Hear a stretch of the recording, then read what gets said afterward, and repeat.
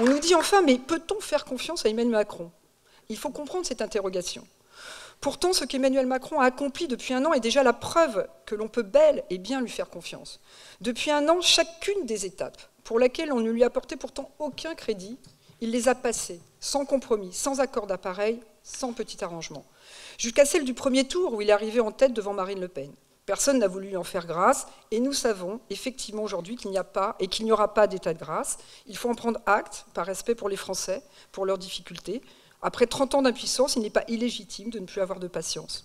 Mais il y a cet espoir et ce chemin que nous propose Emmanuel Macron, pour qui, je cite Révolution, l'idéalisme n'est pas une rêverie, c'est une exigence, c'est s'obliger, se donner les moyens d'agir, même si les choses à accomplir sont difficiles ou paraissent impossibles.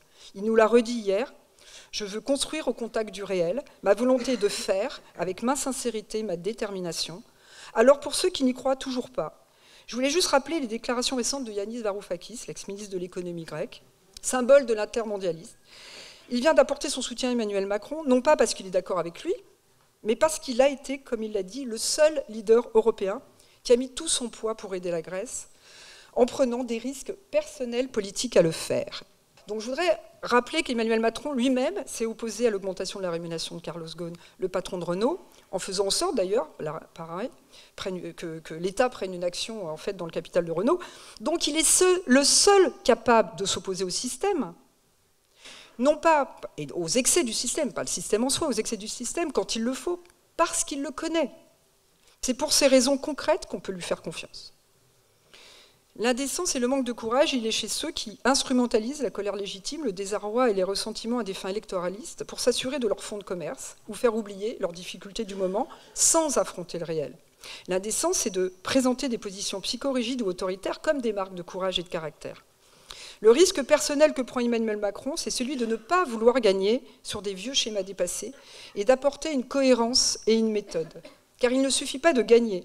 C'est bien de la manière de gagner que dépendra la capacité à gouverner, à accompagner le pays dans sa transformation et à enrayer ainsi la montée des extrêmes.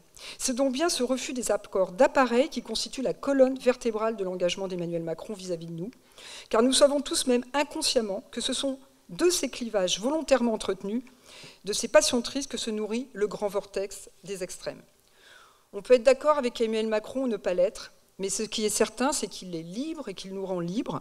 Ce que propose Emmanuel Macron, c'est bien un changement profond, le renouvellement des visages, le renouvellement des idées, le renouvellement des pratiques, une France forte au sein d'une Europe forte, l'ouverture alors possible au monde. Il fait appel à notre intelligence et au meilleur de nous-mêmes. Ce chemin des millions de Français, j'en suis sûre, y aspirent. On ne leur avait tout simplement jamais proposé.